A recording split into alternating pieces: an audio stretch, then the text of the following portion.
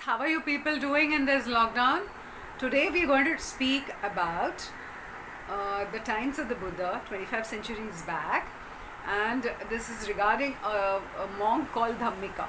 And this particular incident is recorded in the Dhammapada, verse number 84 of the Pandita Vagga in the Tipita. It so happens that there was a lay person called Dhammika, and Buddha was staying at Jetvana, and this Dhammika was staying near Savatthi along with his wife. And his wife was pregnant, and Dhammika had attended one of the discourses of the Buddha and he wanted to be ordained as a monk. So he requested his wife that I want to be leaving the household and becoming a monk. So she said, please wait till my child is born. So he waits, and when the child is born, he again requests his wife that I want to become a monk. As you said, I waited. So she said, please wait till he can walk. Dhammika then decides to himself that this would go on.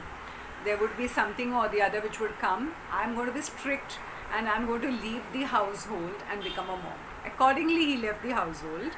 He became a monk, and then after some time he meditated ardently, assiduously, and he became an arhat. After some years, he decided to teach the Dhamma to his wife and his child. When he went to his house, his child wanted to be ordained as a novice monk, and the child also got ordained as a bhikkhu.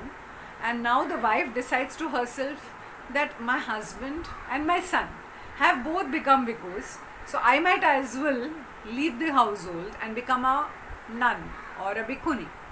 She also becomes. When Buddha comes to know about the three of them being ordained, and he tells everybody that in Pali, na atta hetu na parassa hetu, na puttam ichhe na दानम न रक्तम न इच्छेय अधम्मेन समिद्यमातनो सशीलवा पय्यावा धम्मिको Siya, which means for his own sake or for the sake of others, he does no evil, nor does he wish for sons or daughters or for wealth or for kingdom by doing evil, nor does he wish for success by unfair means.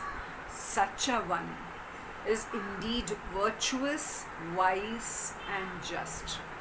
So when we look at this verse by the Buddha and the story of Dhammika, one realizes that if one has to leave, remove himself from the samsara, then one has to work very ardently, assiduously to get out of the samsaric bondage. May all beings be happy.